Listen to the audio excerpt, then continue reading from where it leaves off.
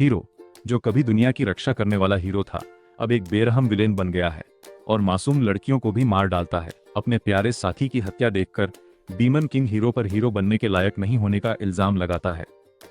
Hero, जो 3000 साल पहले का एक बायो वेपन है, दुनिया का सबसे ताकतवर हीरो भी है, जो लड़ने के सभी स्टाइल में माहिर है, इसलिए उसे किसी साथी की जरूरत नहीं है और वह अकेले ही डीमन किंग की सेना को हरा देता है। हालांकि राज्य में लौटने पर उसका स्वागत खुशी से नहीं बल्कि टालमटोल से होता है। लोगों का मानना है कि अजय हीरो अगला डीमन किंग बनेगा और इसलिए उसे मारने के लिए टॉप हथियारों को हायर करते हैं। हीरो के लिए ये लोग कोई खतरा नहीं है, लेकिन उनके काम उसे बहुत निराश करते हैं। आखिरकार लोगों के दबाव के कारण राजा को अपने पुराने हीरो को राजधानी से निकालना पड़ता है। इसके बाद हीरो लियो खानाबदोश जिंदगी जीता है, जब तक कि एक दिन उसे बातचीत से पता नहीं चलता कि डीमन किंग वापस आने के लिए सैनिकों को भर्ती करने की योजना बना रहा है। क्योंकि इंसानों के बीच उसके लिए कोई जगह नहीं है, इसलिए वह डीमन किंग की सेना में शामिल होने का फैसला करता है और इंसानियत को अपना दुश्मन मानता है। इस दौरान लियो ने बिना थके खुद को साबित करना सीखा, कभी न खत्म होने वाले रेगिस्तानों और अनगिनत पहाड़ों को पार करते हुए आखिरकार डीमन किंग के महल में पहुंचता है। अगर दुनिया उसे खत्म करना चाहती तो वह पहले दुनिया को मार डालता। लियो ने टूटा फूटा गेट खोला, अपने सामने डीमन किंग और 4 स्वर्गीय राजाओं को देखा और चुपचाप आगे बढ़ा। फिर उसने अपना चेहरा ढकने वाली टोपी उतार दी और कहा कि वह डीमन किंग के सेना भर्ती इंटरव्यू में हिस्सा लेना चाहता है और ध्यान से तैयार किया गया अपना रिज्यूमे दिखाया। उसकी खास स्किल्स तलवारबाजी और मैजिक सर्कल थी। उसके काम के अनुभव में डीमन किंग इकिडना को आमने सामने की लड़ाई में हराना भी शामिल था। लियो जानता था कि डीमन किंग की सेना में अभी बहुत कम लोग थे और वे पहले ही बहुत नुकसान उठा चुके थे। आखिर उसी ने डीमंस को तबाही के कगार पर पहुंचा दिया था। उसे उम्मीद थी कि वे अपनी पिछली शिकायतों को भूलकर अब भविष्य की ओर देखेंगे और उन बेवकूफ इंसानों को खत्म करने के लिए मिलकर काम करेंगे। उसे लगा कि वह आसानी से इंटरव्यू पास कर लेगा, लेकिन डीमन किंग इकिडना को ये बात समझ नहीं आई और उसने लियो पर हमला करने के लिए एक जादू का इस्तेमाल किया। हालांकि लियो अपनी खास स्किल्स के बारे में बताता रहा, लेकिन उसे सिर्फ बेरहम आग ही मिली। फिर भी लियो ने हार नहीं मानी, वह डटा रहा। आखिरकार डीमन कबीले के 4 स्वर्गीय राजाओं को ढूंढ निकाला और उनसे हल निकालने की गुजारिश की, क्योंकि वह पहले ही सुधर चुका था।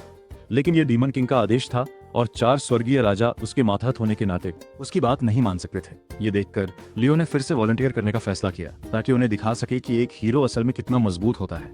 वह 4 स्वर्गीय राजाओं की हार के कारण बताएगा। इस इंटरव्यू में अपनी छाप छोड़ने की उम्मीद में ड्रैगन जनरल एडवर्ड बहुत मजबूत था, लेकिन सीधा साधा था।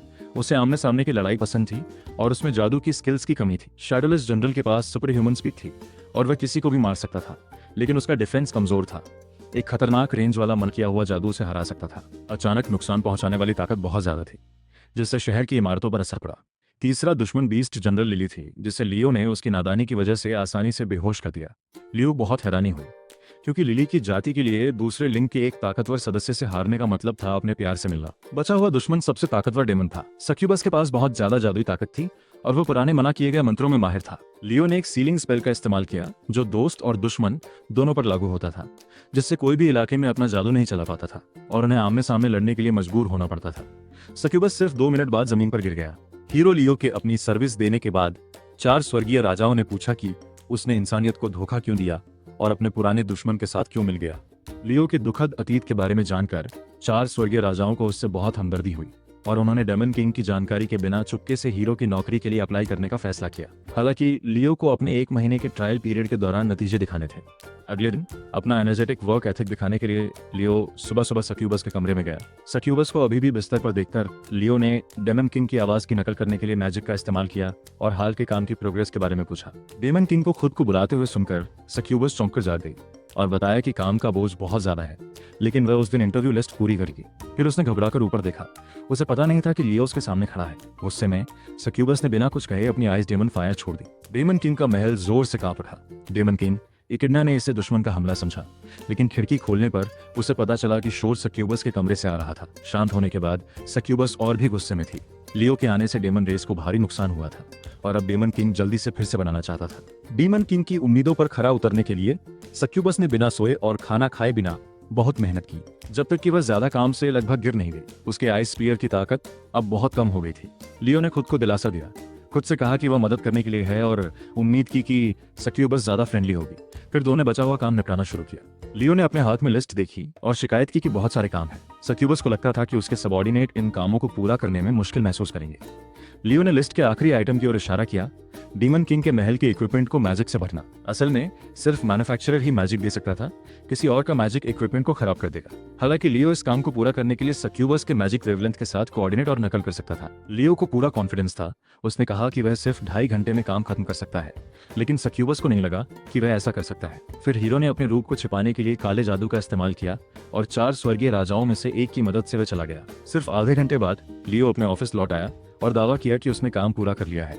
जैसे ही सक्यूबस उसे अगला काम देने वाली थी, लियो ने थकान का बहाना बनाकर काम खत्म कर दिया।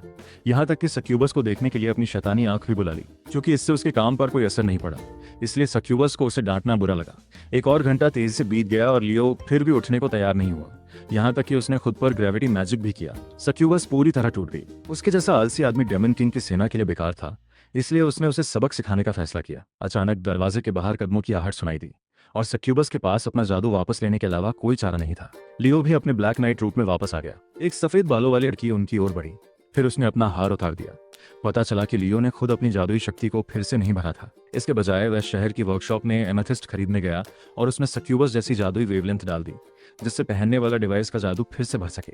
उसके सबऑर्डिनेट भी अपने सक्यूबस बॉस की मदद करना चाहते थे, लेकिन उन्हें कोई मौका नहीं मिला। ब्लैक नाइट लियो की वजह से वे जादू फिर से भरने का काम शेयर कर पाए। कई काम अकेले नहीं करने चाहिए, बेहतर है कि एवरेज एबिलिटी वाले लोग ही वह करें जो वे कर सकते हैं, बजाय इसके कि सबसे काबिल इंसान अकेले करे। इसके अलावा अपने ब्रेक के दौरान लियो ने अपनी मैजिक आई का इस्तेमाल एक लिस्ट बनाने के लिए किया, जिसे उसके सबऑर्डिनेट आसानी से लिस्ट में मार्क किए गए लोगों को दे सकते थे।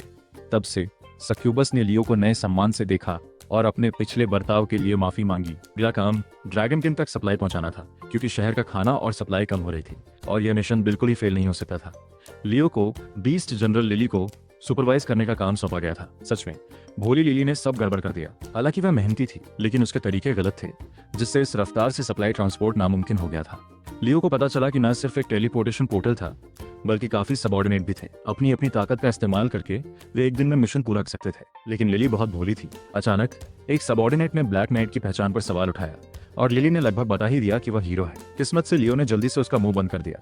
वे डेमन किंग की जानकारी के बिना चुपके से डेमन रेस में शामिल हो गए थे। क्योंकि डेमन किंग को लियो की जगह का पता नहीं था, इसलिए वह गॉब्लिन को कमांड नहीं दे सकता था। गलत मैनेजमेंट सिस्टम की वजह से ड्रैगन किंग ज्यादा नाराज हो रहे थे। अगर ऐसा ही चलता रहा तो डेमन रेस और ड्रैगन किंग के बीच कोऑपरेशन खत्म हो जाएगा। दयालु लिली को देखकर लियो को अचानक एक सॉल्यूशन सूझा। उसने जानबूझकर खुद को काटने के लिए एक जहरीले सांप को बुलाया और पहले ही टेलीपोर्टेशन पोर्टल को खत्म कर दिया। लियो को बचाने के लिए उन्हें एंटीडोट लेने के लिए पहाड़ पर जाना पड़ा, जिससे लिली की ग्रोथ को बढ़ावा मिला। लिली के जाने के बाद लियो ने एंटीडोट हटाने के लिए हीलिंग मैजिक का इस्तेमाल किया और उसे ट्रैक करने के लिए एक डेमन आई को बुलाया। लियो ने पहाड़ पर पहले से जाल बिछाए थे। इन रुकावटों को पार करने के लिए टीम वर्क की जरूरत थी। समय बचाने के लिए लिली अपने गरवेट डिवाइन वुल्फ रूप में बदल गई। अपने अविश्वसनीय रूप से मजबूत फिजिकल बॉडी के बावजूद आगे की चट्टानें फिजिकल हमलों से इम्यून थीं। पहाड़ से नीचे उतरने के बाद वह अपने मेज सबऑर्डिनेट्स से मदद लेकर आसानी से इस रुकावट को पार कर सकती थी। लियो को बहुत हैरानी हुई जब लिली ने अकेले ही ब्रूट फोर्स से चट्टानों को तोड़ दिया। आगे का रास्ता स्लाइम से भरा हुआ था। अगर ओरिजिनल स्लाइम को नहीं मारा जाता तो यह बहुत ज्यादा बढ़ जाता। अगर उसके सबऑर्डिनेट्स में बहुत अच्छी परसेप्शन होती तो वे आसानी से ओरिजिनल स्लाइम का पता लगा सकते थे। लेकिन लिली फिर भी ब्रूट फोर्स का इस्तेमाल करके पार करने में कामयाब रही। लियो के पास खुद एक बार्ड की तरह काम करने के अलावा कोई ऑप्शन नहीं था। घाटी लिली के लिए कूदने के लिए बहुत दूर थी। उसने उसे याद दिलाया कि उसे अपने साथियों से मदद लेने की जरूरत है। यह सुनकर लिली मुड़ी और डेमन के कैंप में वापस भाग गई। लिली को दूर गायब होते देख लियो को अपनी मुश्किल के आखिर में खुशी का एहसास हुआ। अचानक अगले ही पल नदी किनारे से एक जानी पहचानी आवाज आई। अगर तुम चट्टान के ऊपर से नहीं कूद सकते तो तैर कर पार कर लो। यह एक डेविल सबऑर्डिनेट का एक शानदार आइडिया था। कई मुश्किलों को पार करने के बाद लिली को आखिरकार एंटीडोट मिल गया और उसने लियो को खिला दिया। हालांकि उसके अच्छे इरादों से लियो को आगे बढ़ने में मदद नहीं मिली थी, फिर भी वह जड़ी बूटियां इकट्ठा करने में उसकी कड़ी मेहनत के लिए शुक्रगुजार था। इस बीच लिली ने एक समरी रिपोर्ट पूरी की, जिसमें अलग अलग जातियों की भूमिकाओं और जिम्मेदारियों के डायग्राम थे और बताया कि बूढ़े आदमी ने उसे यह बात एक रात पहले बताई थी। लिली जानती थी कि वह बहुत होशियार नहीं है। अगर कोई उसे यह नहीं समझाता तो शायद वह कभी एडजस्ट करना नहीं सीख पाती। तब लियो को एहसास हुआ कि वह कितना बेवकूफ था। अगर वह चाहता था कि लिली टीम वर्क की अहमियत समझे तो वह उसे सीधे बता सकता था, न कि ऐसा गोलमोल रास्ता अपनाता।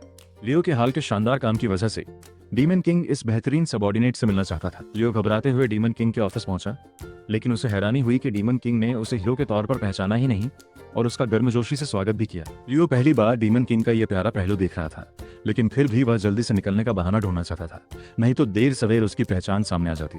डीमन किंग को गलती से लगा कि लियो बहुत शर्मीला है और उसने पूछा कि उसने खाते समय हेलमेट क्यों पहना है। इसलिए उसने आगे बढ़कर उसे उतार दिया। मुश्किल के समय में लियो ने अपना रूप बदलने के लिए जादू का इस्तेमाल किया। ब्लैक नाइट का सुंदर चेहरा देखकर डीमन किंग ने सोचा कि इसे हेलमेट के नीचे छिपाना बेकार है। 2.5 सेकंड सोचने के बाद लियो ने जवाब दिया कि उसे एक देवी का श्राप मिला है और वह ज्यादा देर तक अपना चेहरा नहीं दिखा सकता। लियो को एहसास हुआ कि डीमन किंग टैलेंट को खास महत्व देता है, इसलिए उसने उस हीरो का जिक्र किया जो पहले इंटरव्यू के लिए आया था। ये सुनकर डीमन किंग को गुस्सा आ गया। अगर हीरो ने डीमन किंग के महल में परेशानी खड़ी नहीं की होती तो उसे पहले ही फिलोसोफर स्टोन मिल गया होता। कहा जाता है कि फिलोसोफर स्टोन में बहुत ज्यादा जादुई ताकत होती है जो रेगिस्तान को हरे भरे घास के मैदानों में बदल सकता है और इससे सुरक्षित रहने वालों को लंबी उम्र दे सकता है। लेकिन लियो इन अफवाहों पर यकीन नहीं करता क्योंकि उसके अंदर पूरा फिलोसोफर स्टोन है। लियो हमेशा से ये जानने को उत्सुक रहा है कि डेमन किंग फिलोसोफर स्टोन का क्या करना चाहता है। डेमन किंग, जो एक बार लियो से बुरी तरह घायल हो गया था, फिर भी डेमन रेल में लौटने से मना कर देता है। पता चलता है कि डेमन रेल में अब एक सुनसान जगह है जहां सूरज की रोशनी नहीं आती और कम रिसोर्स के लिए कभी न खत्म होने वाली लड़ाइयों से परेशान है। डेमन किंग इसे बदलना चाहता है, एक शांतिपूर्ण दुनिया बनाना चाहता है, इसीलिए वह फिलोसोफर स्टोन को खोजने के लिए इंसानों की दुनिया में आया है। ये सुनकर कि डेमन किंग के बारे में लियो की राय बदल गई है और डेमन किंग अब हीरो के लिए वैसी नफरत नहीं रखता। हीरो का मिशन इंसानियत की रक्षा करना होता है। लियो समझ जाता है कि युद्ध के दौरान डेमन किंग ने अपने मातहतों को बेगुनाहों को बिना सोचे समझे मारने से मना किया था और इंसानों के साथ शांति से रहने की उम्मीद की थी। इतना दयालु डेमन किंग लियो सच में उसका साथ देना चाहता है और डेमन दायरे को आने वाले खतरे से बचाने में उसकी मदद करना चाहता है। लियो हीरो के तौर पर अपनी पहचान बताने का फैसला करता है। इस बीच उनके मातहतों से बुरी खबर आई। इंसान और डेमन इलाकों को जोड़ने वाला पोर्टल बंद होने वाला था। हालांकि वे अपनी मिलीजुली कोशिशों से इसे बंद होने से रोकने में कामयाब रहे, लेकिन सिर्फ 7 दिन बचे थे। एक बार पोर्टल बंद हो गया तो वे इंसानों की दुनिया में फंस जाएंगे और इसे फिर से खुलने में 1000 साल लग सकते हैं। इसलिए उन्हें इन 7 दिनों में कोई हल निकालना था। सक्यूबस समेत 4 स्वर्गीय राजाओं ने 2 ऑप्शन सुझाए। नई बनी डीमन किंग की सेना को खत्म करके एक साथ डीमन दायरे में लौट जाएं, या फिर इंसानों से फिलोसोफर स्टोन छीनने के लिए तुरंत राज्य पर बड़ा हमला करें। हालांकि डीमन किंग ने इस प्लान का विरोध किया। डीमन किंग की सेना पहले से कहीं ज्यादा कमजोर थी और अजय हीरो राज्य में था। हालांकि डीमन किंग लड़ाई में मरने के लिए तैयार था, लेकिन वह अपने मातहतों को मरते हुए नहीं देख सकता था। अपनी नाराजगी के बावजूद बहुत देर हो चुकी थी। खराब माहौल ने शांति को नामुमकिन बना दिया था। डीमन दायरे का कोई भविष्य नहीं था। अचानक हीरो ने अपना हेलमेट उतार दिया, जिससे पता चला कि फिलोसोफर स्टोन सर्वशक्तिमान नहीं था। यह सिर्फ क्वांटम मैकेनिक्स का इस्तेमाल करके अनंत जादुई शक्ति देता था और एक पुरानी मैकेनिकल सभ्यता का बचा हुआ हिस्सा था। ये डीमन दायरे को बचा पाएगा या नहीं, यह अभी भी पक्का नहीं था। इसके अलावा फिलोसोफर स्टोन के लिए इंस्ट्रक्शन मैनुअल अभी भी गायब है और इंसान हजारों सालों से इसे बिना कामयाबी के ढूंढ रहा है। डीमन किंग ने इंसानों के साथ तथाकथित इंस्ट्रक्शन मैनुअल खोजने के बारे में सोचा, लेकिन क्योंकि सिर्फ एक ही फिलोसोफर स्टोन है तो इससे जरूर युद्ध होगा। लियो ने समझाया कि इंसानों की दुनिया में 2 फिलोसोफर स्टोन हैं और दोनों पक्ष बस वही ले सकते हैं जिसकी उन्हें जरूरत है। डीमन किंग ने ब्लैक नाइट को हैरानी से देखा। इससे पहले कि वह कुछ कह पाता, लियो ने आगे कहा कि डीमन किंग की सेना में शामिल होना यह परखना था कि डीमन किंग फिलोसोफर स्टोन सौंपे जाने के लायक है या नहीं। लेकिन कल जब वे एक दूसरे से ईमानदार थे तो लियो को यकीन हो गया कि डीमन किंग दोनों दुनियाओं में शांति ला सकता है। यह सुनकर डीमन किंग को एहसास हुआ कि ब्लैक नाइट असल में हीरो लियो था। आमतौर पर समझदार डीमन किंग को धोखा दिया गया था और उसने लियो को सबक सिखाने का प्लान बनाया था। किस्मत से 4 स्वर्गीय राजाओं ने लियो की जान की भीख मांगी। अपने मातहतों का उस पर भरोसा देखकर डीमन किंग ने बात छोड़ दी। उसने लियो से पूछा कि दूसरा फिलोसोफर स्टोन कहाँ है। लियो ने दूर पहाड़ों को देखा और कहा कि वह वहां है, लेकिन एक बहुत ताकतवर गार्डियन उस पर नजर रख रहा है। डीमन किंग हैरान था। हीरो को भी दुश्मन ताकतवर लगा और वह सोच भी नहीं सकता था कि वह कैसा दुश्मन हो सकता है। लियो ने उन्हें दिलासा देते हुए कहा कि जब तक सब मिलकर काम करेंगे कोई दिक्कत नहीं होगी। जल्द ही ग्रुप बर्फीले पहाड़ों के रास्ते पर चल रहा था। लियो ने उन्हें फिर याद दिलाया कि फिलोसोफर स्टोन मिलने के बाद उन्हें पहले इंसानियत से सुलह करनी चाहिए और फिर मिलकर फिलोसोफर स्टोन का इंस्ट्रक्शन मैनुअल ढूंढना चाहिए। हालांकि सुलह आसान नहीं होगी। डीमन किंग को यह जानने की उत्सुकता थी कि लियो को मैकेनिकल सभ्यता के बारे में कैसे पता चला कि लियो 3000 साल पहले का एक बायो हथियार था जिसका मकसद इंसानियत की रक्षा करना था। लेकिन अब जब दुनिया में शांति लौट आई थी तो लियो को डर था कि वह अपनी मतलबी इच्छाओं के लिए दुनिया को फिर से अफरा तफरी में न धकेल दे और फिर उसे खुद ही दुनिया को बचाना होगा। वह चाहता था कि डीमन किंग उसे मार डाले इससे पहले कि उसकी कोई ताकत बचे। यहाँ कोई रखवाला नहीं था। हाँ, फिलोसोफर स्टोन उस पर था। यदि दानव राजा और 4 स्वर्गीय राजा उसे नहीं मार सकते तो वह जाकर राज्य के लोगों का सफाया कर देगा और फिलोसोफर स्टोन की निर्देश पुस्तिका को नष्ट कर देगा। दानव राजा को समझ नहीं आया कि लियो ऐसा क्यों करना चाहता था।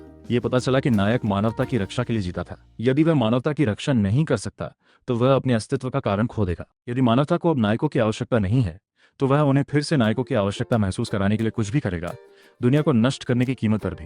लियो उछल पड़ा और दानव राजा पर अपनी बड़ी तलवार घुमाई, लेकिन एडवर्ड ने हमले को रोकने के लिए समय पर पहुंचकर उसे रोक दिया। दोनों ओर से लड़ने का कोई कारण नहीं था। यह सुनकर लियो ने उनकी नादानी का मजाक उड़ाया। यदि वे उसे नहीं मारते तो दानव जाति को निश्चित मृत्यु का सामना करना पड़ता। उसे बनाने वाली मानव दुनिया और उसके द्वारा बनाई गई दानव दुनिया दोनों लियो के दुश्मन थे। उसका हाल ही में टूटा हुआ मैजिक कोड ठीक नहीं हुआ था और उसे डेमन किंग के साथ मिलकर मरने के लिए एक मना किया हुआ जादू इस्तेमाल करने के लिए मजबूर होना पड़ा। लिली ने लियो से शांत होने और पहले की तरह उसकी परेशानियां सुनने की गुजारिश की। डेमन किंग अब अपना गुस्सा पा नहीं पा रहा था और असल में उसने किसी ऐसे इंसान को मारने की कोशिश की जिसमें विरोध करने की कोई इच्छा नहीं थी।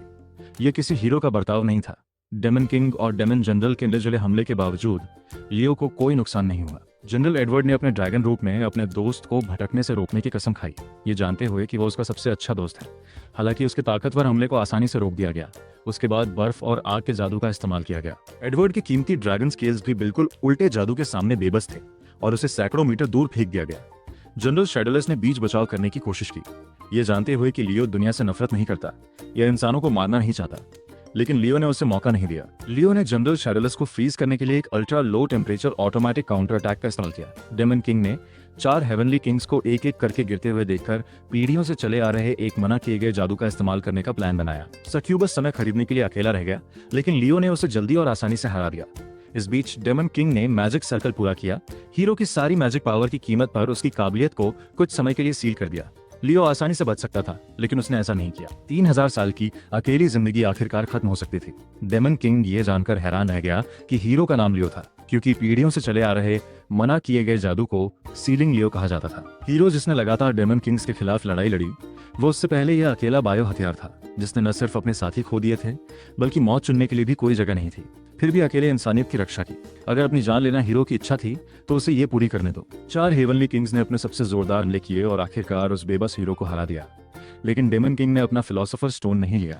लियो ने आखिर तक इंसानियत की रक्षा के लिए खुद को कुर्बान करने का फैसला किया।